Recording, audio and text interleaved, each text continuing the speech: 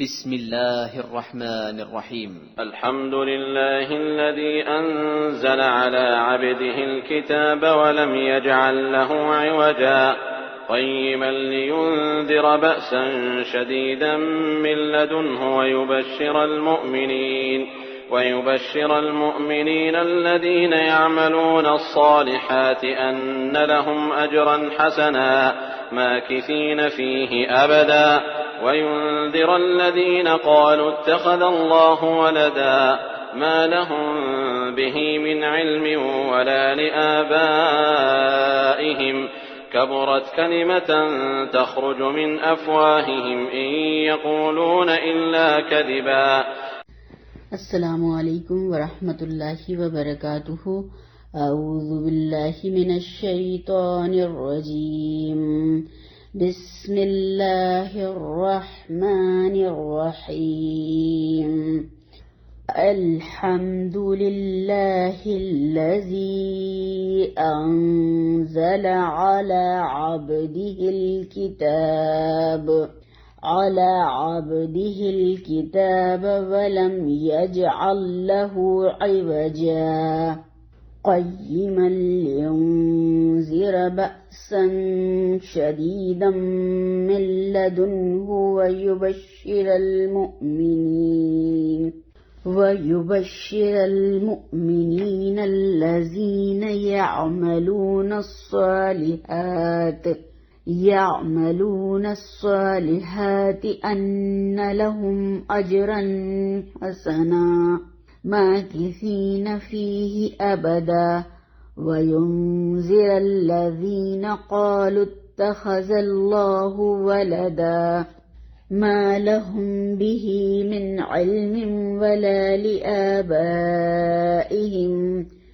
كبرت كلمة تخرج من أفواههم إن يقولون إلا كذبا. الحمد تمام تعریف للہ اللہ کے لیے ہیں.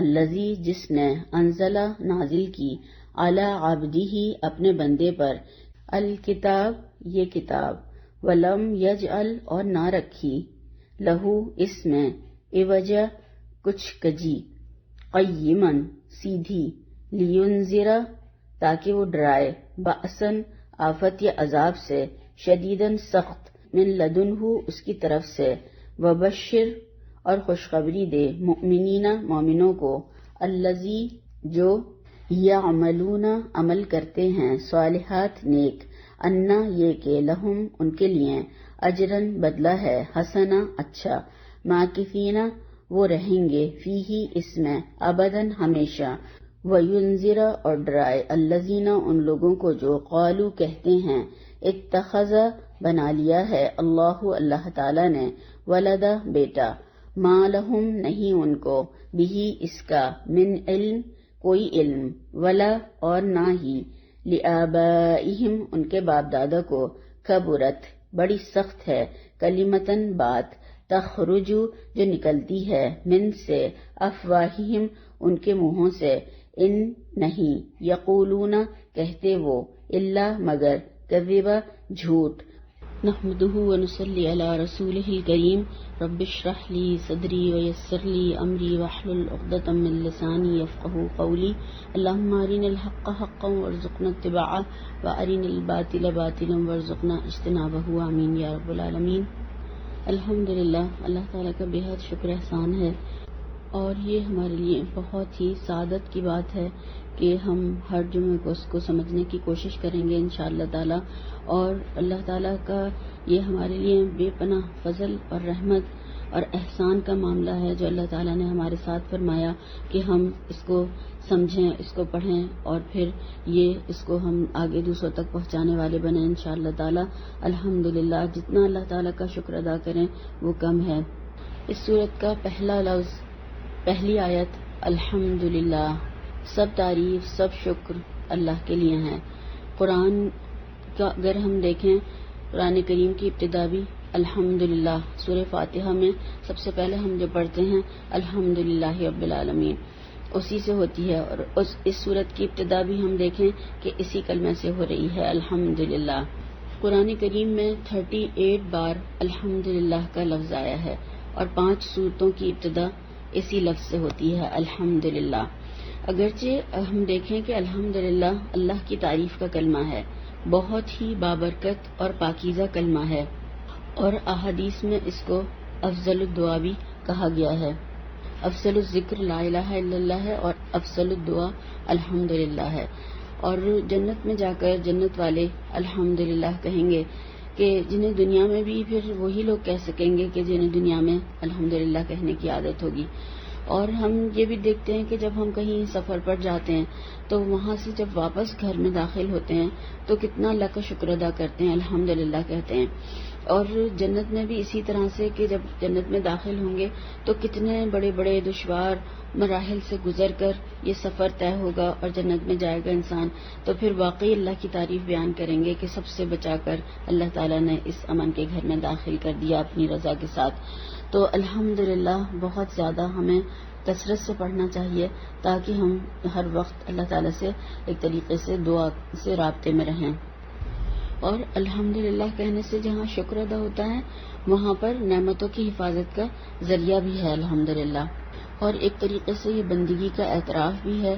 سب تعریف، تمام شکر، ساری ہم سب کچھ اس مالک حقیقی کے لیے ہے جو واحد اور لا شریک ہے۔ اور اگر انسان تمام دن بھی اللہ کے احسانات کا شکر ادا کرتا رہے، اللہ کی تعریف بیان کرتا رہے، تو پھر بھی اس کا حق ادا نہیں کر سکتا۔ یعنی انسان پیدا ہونے سے لے کر مرنے تک بھی وہ سجدے میں پڑا رہے اور اللہ کی تعریف، اللہ کا شکر ادا کرتا رہے، تو بھی وہ اللہ کا شکر ادا نہیں کر سکتا۔ اور ہم یہ تعریف، یہ شکر اللہ تعالیٰ کا کیوں بیان کریں؟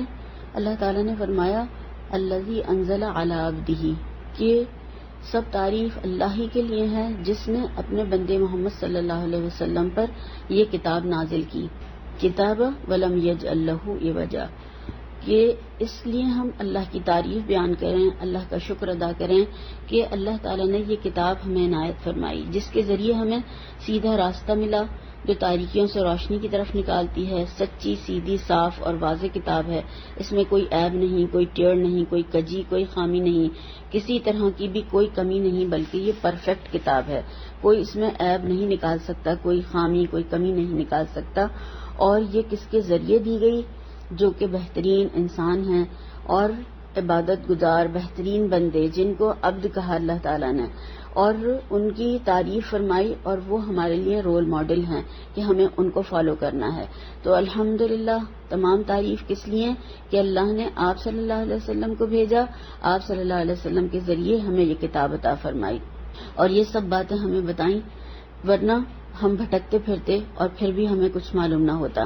تو اس پر ہمیں بہت زیادہ، سب سے زیادہ اللہ تعالیٰ کا شکر ادا کرنے کی ضرورت ہے، اور اللہ کے نبی صلی اللہ علیہ وسلم کا کتنا بڑا احسان ہے ہمارے اوپر کہ آپ ہم تک یہ اللہ تعالیٰ کی کتاب پہنچا گئے۔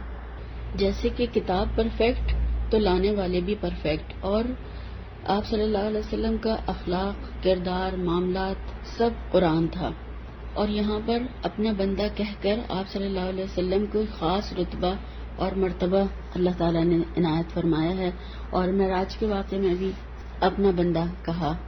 اور جیسا کہ ہم جانتے ہیں سورہ بنی اسرائیل میں جو غیر معمولی معراج کا واقعہ بتایا گیا ہے، تو اس واقعے میں بھی اللہ تعالیٰ نے اپنا بندہ کہا، اور یہ قرآن بھی اترنا غیر معمولی واقعہ ہے کہ اتنی بہترین ہدایت کی کتاب، اتنی زبردست کتاب ایک بغیر پڑھے لکھے انسان کو اپنے بندے کو دی گئی، یہ بھی اللہ تعالیٰ کا ایک بہت بڑا معجزہ ہے۔ اور آپ صلی اللہ علیہ وسلم اللہ کا بندہ ہو کر اتنا بڑا کام کر کے چلے گئے، اور کتنی بڑی جو کتاب ہے، جو کہ بہترین کلام ہے، جو کہ دنیا میں تمام چیزوں سے افضل ہے، وہ اللہ تعالیٰ نے آپ کو عنایت فرمائی اور آپ ہمیں دے کر گئے۔ اور عبد جو ہوتا ہے، بندہ، عبد یہاں پر کہا نا، تو بندہ جو ہوتا ہے وہ عبادت کرنے والے کو بھی کہتے ہیں عبد، اور نمبر 2 اطاعت کرنے والے کو بھی عبد کہا جاتا ہے، اور نمبر 3 اصل جو اس کا معنی ہے وہ غلام کے ہیں۔ اس کے بارے میں امام غزالی نے لکھا ہے کہ بندگی یہ ہے کہ جیسے کہ مردہ اپنے آپ کو نہلانے والوں کے حوالے کر دیتا ہے، یعنی وہ کسی بھی معاملے میں چوں چرا نہیں کرتا، ہر معاملے میں سر اطاعت خم کر دیتا ہے. ہر معاملے میں کیا کہتا ہے؟ ایاک نعبد و ایاک نستعین. بیماری ہے، تکلیف ہے، پریشانی ہے، کیسے بھی حالات ہوں، کچھ بھی ہو، وہ ہر معاملے میں اللہ تعالیٰ کے آگے سر اطاعت خم کر دیتا ہے. وہ یہ نہیں کہتا کہ میں ہی رہ گیا تھا اس تکلیف اور پریشانی کے لیے. تو پھر یہ کہنے والا، اکڑنے بگڑنے والا بندہ نہیں ہوتا. بندہ تو وہ ہوتا ہے جو شکوہ شکایت نہیں کرتا، وہ تو سر جھکائے رہتا ہے بس مالک کی فرمانبرداری کے آگے.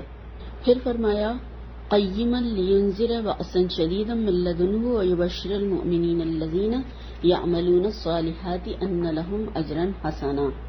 بلکہ یہ سیدھی اور سلیس اتاری تاکہ لوگوں کو عذاب سخت سے جو اس کی طرف سے آنے والا ہے ڈرائے، اور مومنوں کو جو نیک عمل کرتے ہیں خوشخبری سنائے کہ ان کے لیے ان کے کاموں کا نیک بدلہ یعنی جنت ہے.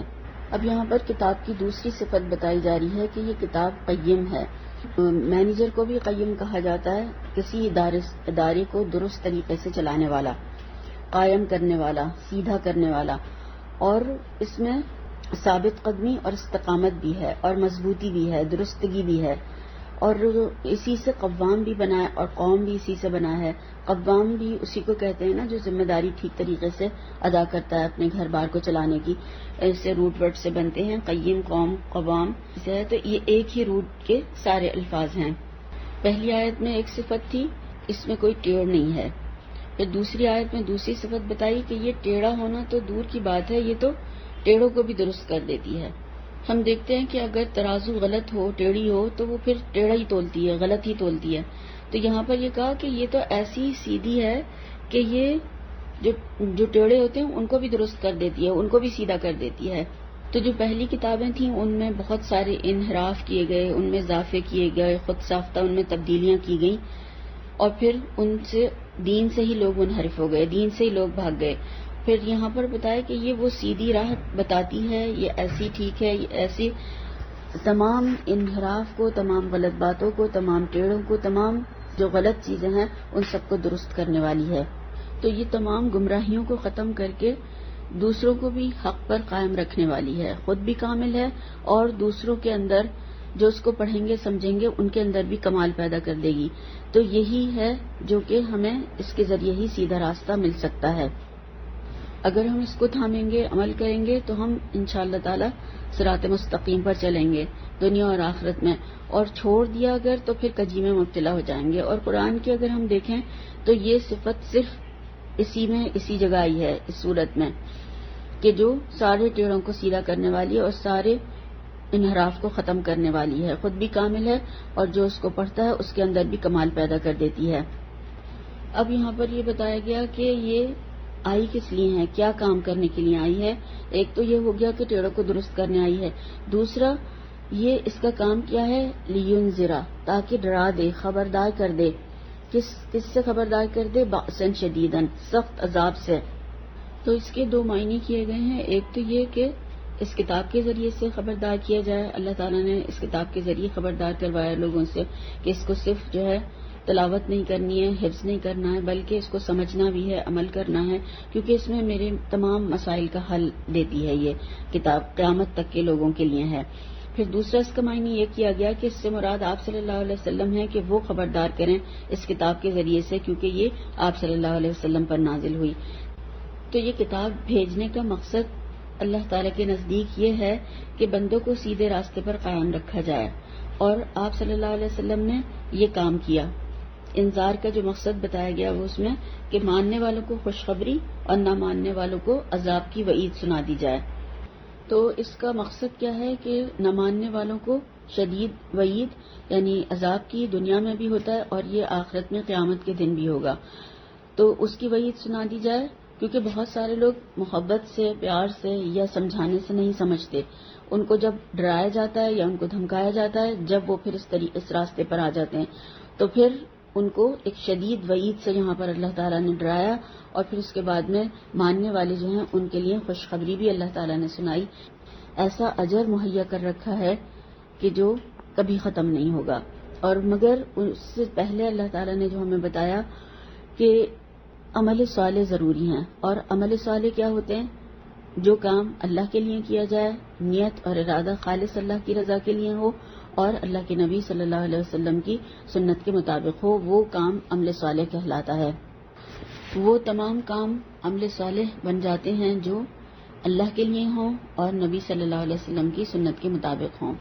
تو یہاں پر انہی کے لیے پھر خوشخبری سنائی گئی ہے کہ ان کو نیک بدلہ ملے گا، اس کا اجر بہت اچھا ہوگا، اور وہ اجر جو ہوگا اجرن حسنہ جو یہاں پر کہا گیا جنت اور اللہ کی رضا کی صورت میں وہاں پر بندوں کو دیا جائے گا۔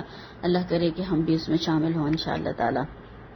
پھر فرمایا ماکثین فیہ ابدا، کہ جس میں وہ ابد الآباد رہیں گے، ہمیشہ ہمیشہ۔ خوشخبری سنائی گئی ہے کہ وہ ان کے پرماننٹ گھر ہوں گے، وہ وراثت میں دیے جائیں گے، وہ ان سے کوئی نہیں چھین سکتا، وہاں سے نکالے نہیں جائیں گے، نہ خود ان کا نکلنے کا دل چاہے گا، اور بلکہ وہ ہمیشہ ہمیشہ رہیں گے۔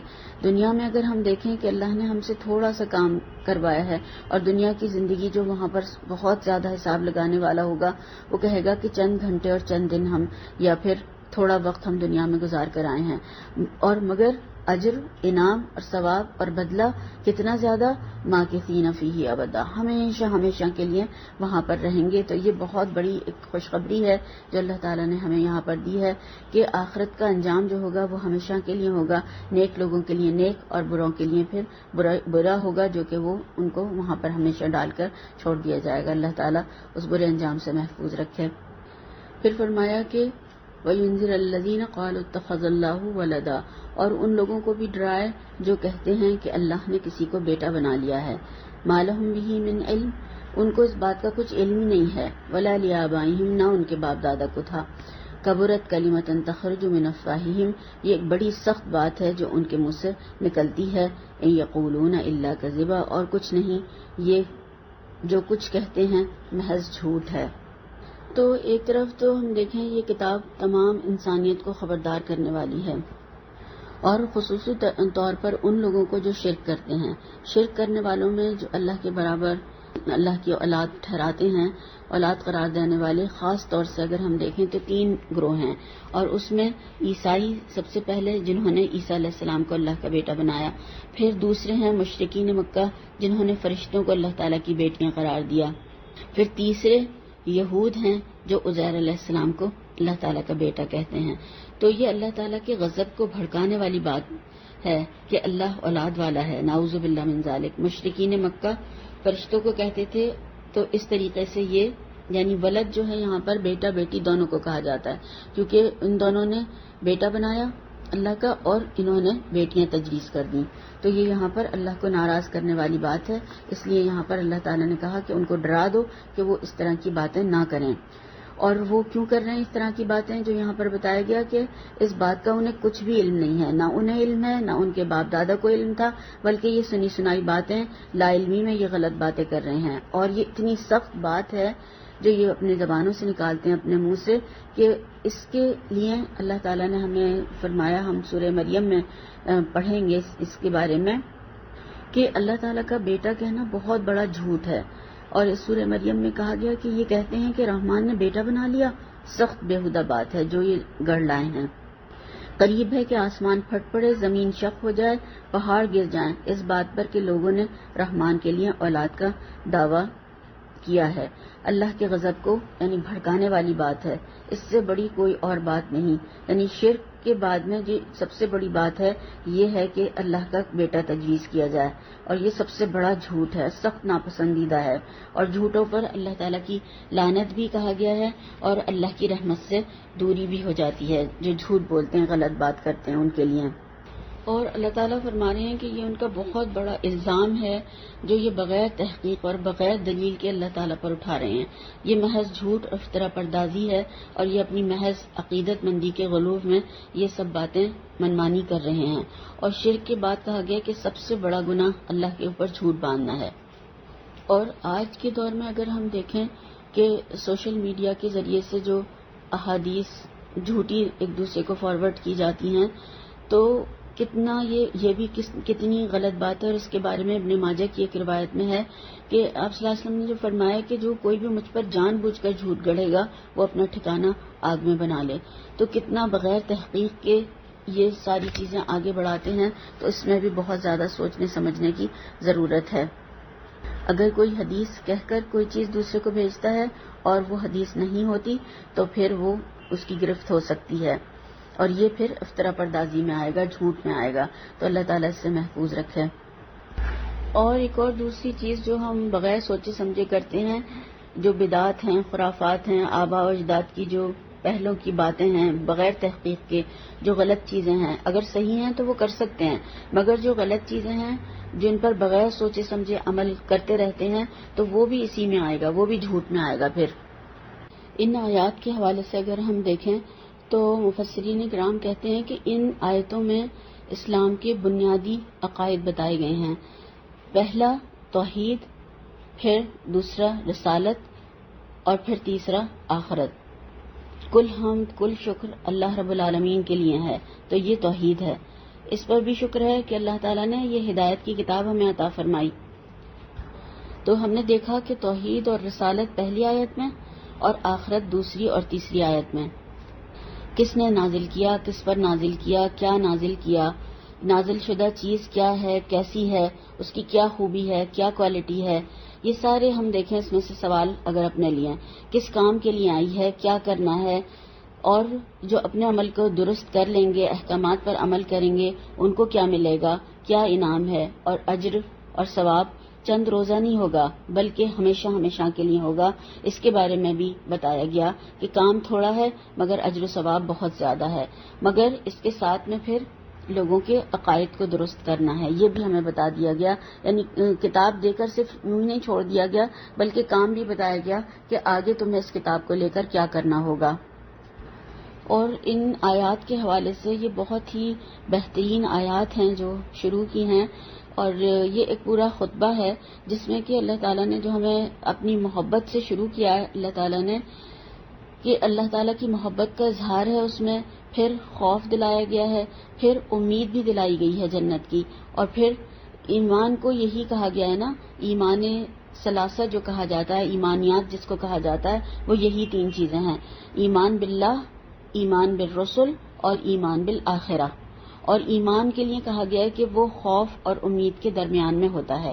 تو یہی چیز یہاں پر اس میں ہمیں بتائی گئی ہے.